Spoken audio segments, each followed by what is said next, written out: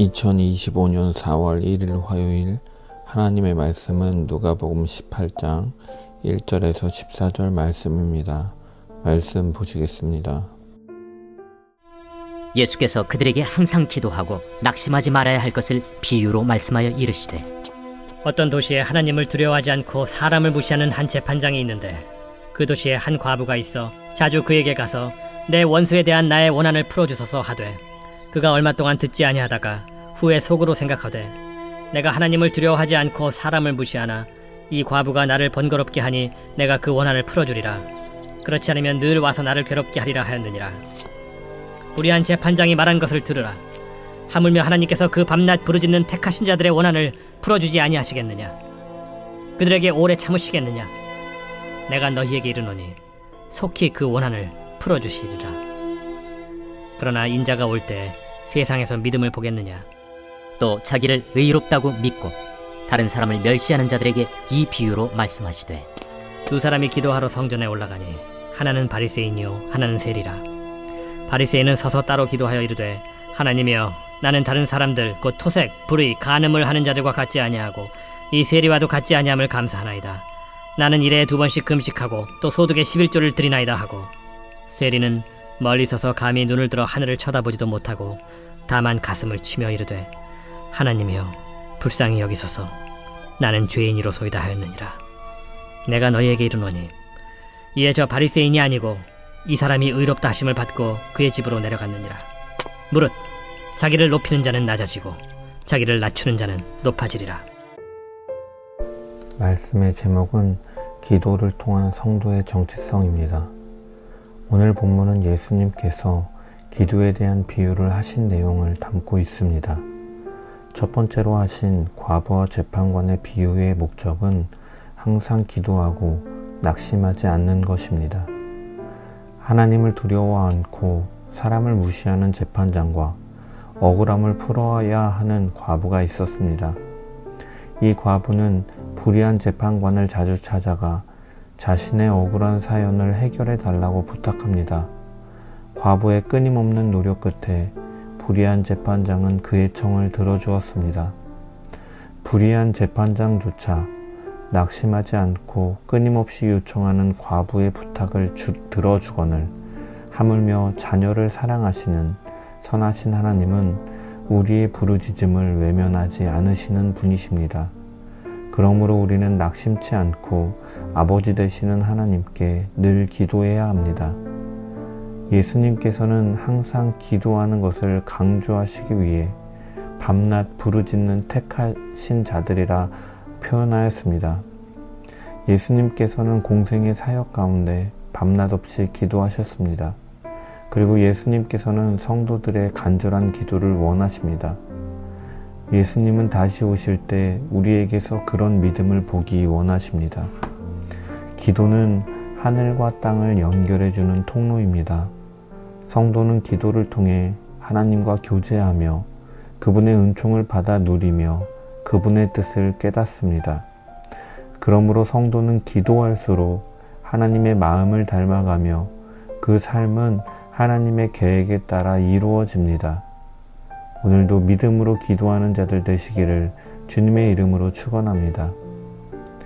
이어지는 비유의 말씀은 기도하러 성전에 올라간 바리새인과 세리의 기도입니다. 이 두 번째 비유는 기도의 바른 자세와 마음가짐을 보여줍니다. 바리새인은 스스로를 의롭다 여기며 남을 정죄하고 무시하는 자세로 기도하였으며, 세리는 자신을 죄인으로 여기며 하나님께 긍휼을 구합니다.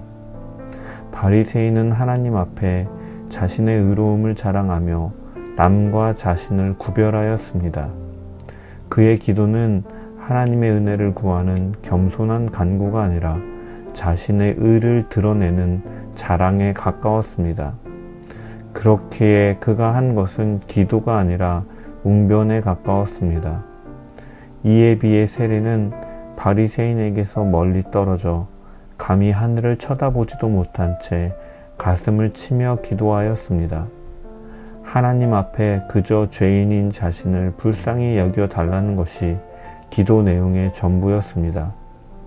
이 두 사람의 기도에 대한 하나님의 반응은 자신이 의롭다고 생각한 바리새인이 아니라 세리를 의롭다 여기셨습니다. 천국은 스스로를 의롭게 여기는 교만한 자에게 닫혀 있으나 겸손하고 가난한 마음으로 주님을 찾고 그 앞에 엎드리는 자에게 활짝 열려 있는 것입니다. 기도는 우리의 정체성을 드러냅니다. 기도의 태도와 내용을 살펴보면 우리의 영적 상태가 어떠한 상태인지를 알 수 있습니다. 우리의 기도가 주님이 기뻐하시고 응답하신 세리와 같이 하나님 앞에 가난하고 겸손한 마음으로 은혜를 베푸신 하나님과 그의 나라를 받아들이는 자들 되기를 소망합니다. 자신의 의로움을 자랑하는 사람은 결코 하나님 나라에 들어갈 수 없습니다. 에베소서 2장 8절과 9절에 너희는 그 은혜에 의하여 믿음으로 말미암아 구원을 받았으니 이것은 너희에게서 난 것이 아니요 하나님의 선물이라. 행위에서 난 것이 아니니 이는 누구든지 자랑하지 못하게 함이라 말씀하고 있습니다. 하나님께 의롭다 여김을 받는 사람은 오늘 본문의 세리처럼 나의 죄를 솔직하게 인정하고 자복하면서 겸손하게 하나님의 긍휼하심을 구하는 사람입니다.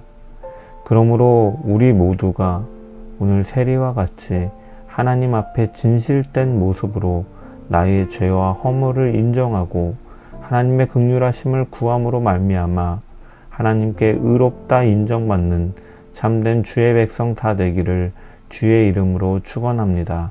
기도합니다. 하나님 아버지, 오늘 말씀을 통해 기도에 대해서 그리고 기도를 통한 성도의 정체성을 바라봅니다. 불의한 재판장조차 힘없는 과부의 낙심치 않고 끊임없이 탄원하는 호소를 들어주는데 하물며 선하고 의로우신 재판장이신 하나님께서 자녀들의 부르짖음과 기도를 들으시는 분임을 우리는 분명히 기억하며 늘 하나님 앞에 무릎 꿇는 복된 자들 되게 하여 주시옵소서. 기도를 소홀히 하며 자신의 응답이 오지 않는다 하여 기도를 가벼이 여기지 않게 하시고 기도를 통해 하나님과 교제하며 그분의 은총을 받아 누리며 그분의 뜻을 깨달으며 인자가 올 날을 준비하는 자들 되게 하여 주시옵소서.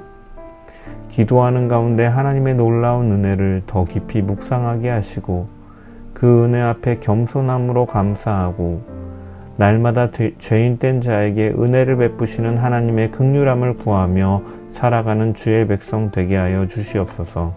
감사하며 예수님의 이름으로 기도합니다. 아멘. 오늘도 기도함으로 하나님과 동행하는 주의 백성 되기를 주님의 이름으로 간절히 축원합니다.